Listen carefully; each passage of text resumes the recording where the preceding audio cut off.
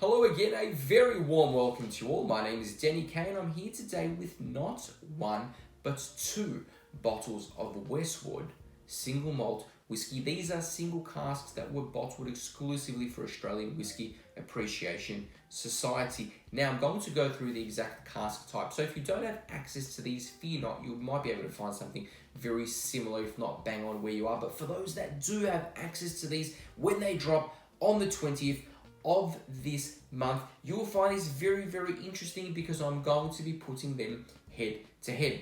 Now, I was part of the tasting panel that selected these. We had 15 different samples that we went through with the idea of finding one winner.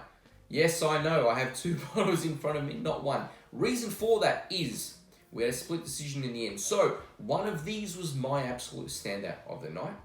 The other one was Nico Devlin, the founder of Australian Whisky Appreciation Society's standout of the night. The decision was made by the panel to bottle both.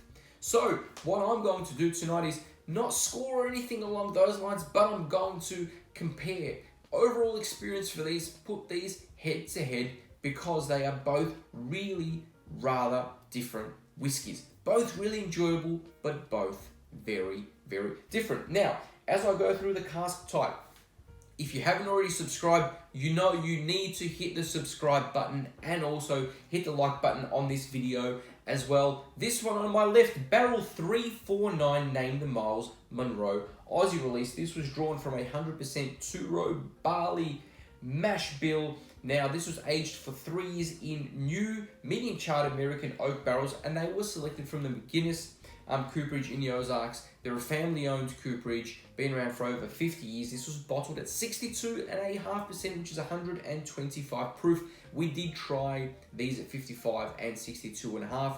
The decision was made to keep this at cask strength. On my right-hand side, barrel 754, named the original Aussie release. Same style mash bill from Westward Distillery, aged for 4.5 years in new medium-charred American oak casks from Kelvin Cooperage in Kentucky, bottled at 55% ABV, which is 810 proof. So, different age, different cask types, different ABV to begin with, but as I said, both very, very different tasting whiskies, and the overall experience is rather different from one to the other.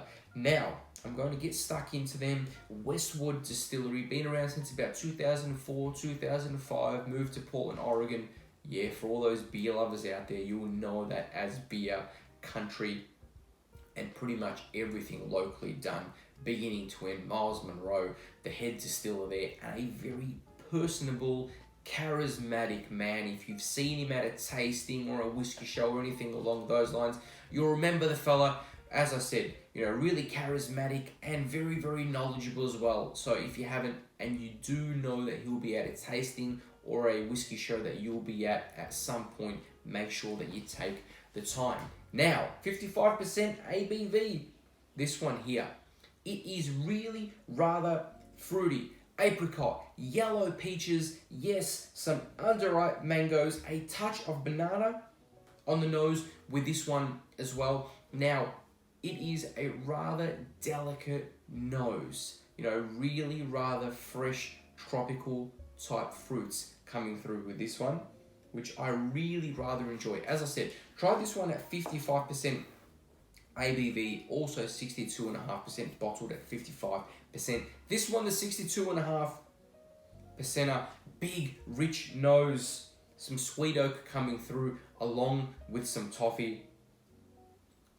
Really rather different to this one because you've got confectionery type sweetness coming through on the nose with this one. There is also some cola. Now, it is not Pepsi or Coca-Cola. It is a generic brand cola or a cola cordial that comes through on this one.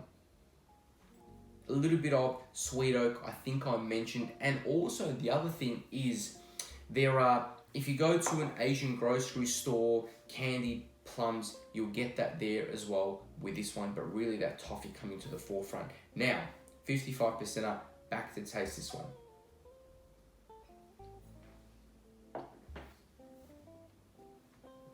Dried apricot, mango spears, but not the stuff that's just sugar laden.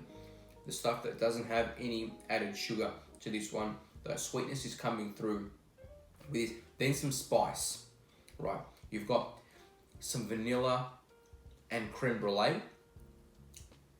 A little bit nutty towards the finish with some spice that lingers. Medium to long length on this one. Still rather a delicate drinker, much like the nose. Now, onto the Mars Monroe.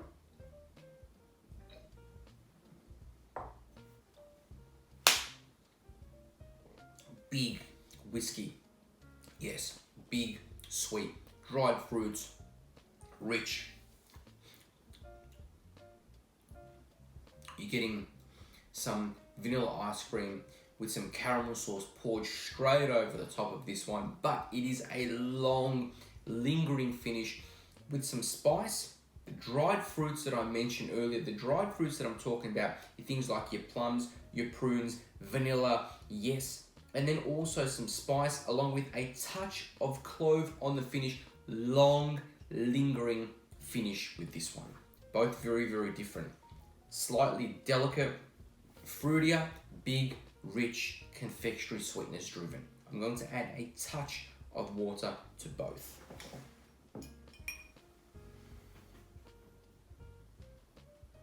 Now, not much water, a little bit of water. Yes, I know a lot of people out there don't like to add water to their whiskey. I do like to add water to my whiskey, especially when it is 60 something, even 55% ABV. I just like to bring it down to be able to experience it at a slightly lower ABV. You don't have to if it's not your style, but that's all good. No problems at all. Now, the nose still really, really sweet. Those fruits coming through. Now also some orange or even some mandarin coming through on the nose as well, along with the yellow flesh peaches. Yes, absolutely fantastic.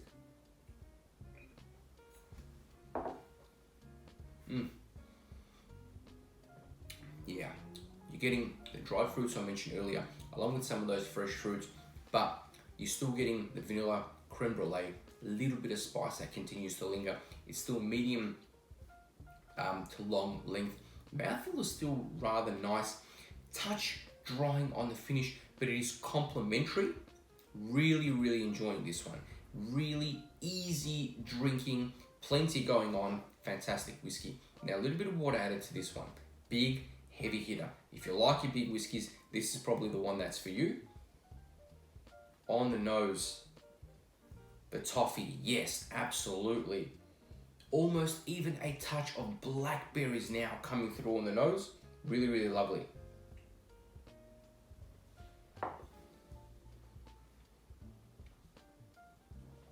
Confectionery notes. Dried fruits, still really big, rich, great mouthfeel.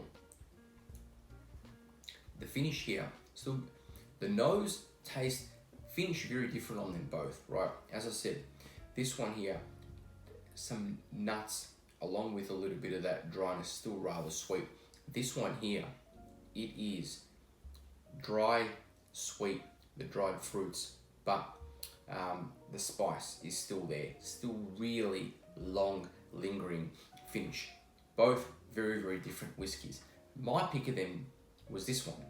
And the reason I like this one was because I really dig tropical fruits and fresh fruits that come to the forefront with whiskey. And I love the fact that it's delicate for me, but still really packs a lot of flavor. Right, as I said, this one really big, rich, heavy hitter, those confectionery sweet notes that come through. So for people that like that style of whiskey, then this is the one that you're going to prefer.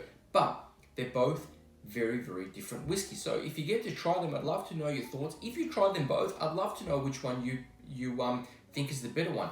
Just because I prefer one over the other doesn't mean that anybody else will, but that's why I think it's interesting, it's fun, also a little bit of banter with something like this as well. So there you have it, head to head, my thoughts on them both.